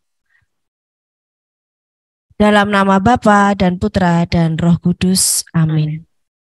Allah Bapa Maha Kasih, terima kasih atas segala rahmat yang Kau berikan kepada kami. Terima kasih melalui Ibu Ani Vegda, Engkau memberikan kami ilmu yang baru. Engkau memberikan kami rahmat dan kekuatan yang baru. Izinkanlah kami untuk terus bertumbuh. Berikanlah kami terus semangat untuk bisa saling bersinergi, mengoptimalkan pertumbuhan anak-anak kami. Tuhan, kami juga berdoa untuk Bu Ani, kiranya rahmat kesehatan juga Kau berikan untuknya, untuk senantiasa menjadi perpanjangan tangan kasih-Mu. Terima kasih untuk rangkaian kegiatan hari ini yang Kau berkati Tuhan. Roh Kudus-Mu sungguh bekerja atas kami semua. Kini kami mohon rahmat-Mu kembali, kiranya rahmat kekuatan dan Roh Kudus-Mu untuk menjalani segala tugas dan tanggung jawab kami, terutama kepada anak-anak yang telah Kau percayakan kepada kami. Tuhan, kami mohon rahmat-Mu, semoga segala yang baik dapat kami nikmati. Segala doa dan pujian kami serahkan dalam kuasa tangan-Mu terkasih, Tuhan kami, Yesus Kristus. Amin. Kemuliaan kepada Bapa, Putra, dan Roh Kudus, seperti pada permulaan, sekarang, selalu, dan sepanjang segala abad. Amin. Dalam nama Bapa dan Putra dan Roh Kudus. Amin. Baik, Ibu, Bapak, dan Bu Ani, kami akan foto di layar. Mohon Ibu, Bapak bisa on cam, nanti dari IT kami akan foto komando dari saya. Monggo kita senyum yang baik. Wah, senyum yang baik itu gimana ini Bu Rosa? Senyum yang menawan. Baik, oke teman-teman IT nampaknya sudah siap ya untuk print screen. Oke, layar 1, 1, 2, 3. Oke, layar selanjutnya 1, 2, 3. Oke, loh kok saya nggak gerak? 1, 2, 3. Oke, masih lagi satu lagi ya? 1, 2, 3. Oke, mungkin karena layarnya beda-beda ya Ibu Bapak, jadinya kami pakai layar yang dari kami. Oke, terima kasih. Jangan lupa yang presensi, Ibu Bapak yang belum presensi boleh presensi ya. Untuk materi hari ini kami mohon izin Bu Ani, nanti akan kami share di grup orang tua melalui wali kelas masing-masing. Baik, terima kasih Ibu Bapak, Suster sudah bergabung. Kita berjumpa lagi di kesempatan yang lain. Semoga kita sehat selalu. Sampai jumpa. Hai. Terima kasih Suster, Ibu Bapak. Juga terima kasih Bapak Ibu guru karyawan dan teman-teman IT di belakang layar. Terima kasih banyak. Terima kasih Bu Ani, terima kasih Bu Ani. Terima kasih Bu Ani. Terima kasih. Sampai jumpa Ibu. Sampai ketemu. Selamat kerja ya. Bapak Ibu, terima kasih Bu Ani. Terima kasih. Terima kasih semuanya. Baik, kami mohon izin untuk menutup menutup Zoom meeting hari ini. Terima kasih banyak. Selamat pagi. Tuhan memberkati. Selamat pagi, Tuhan memberkati.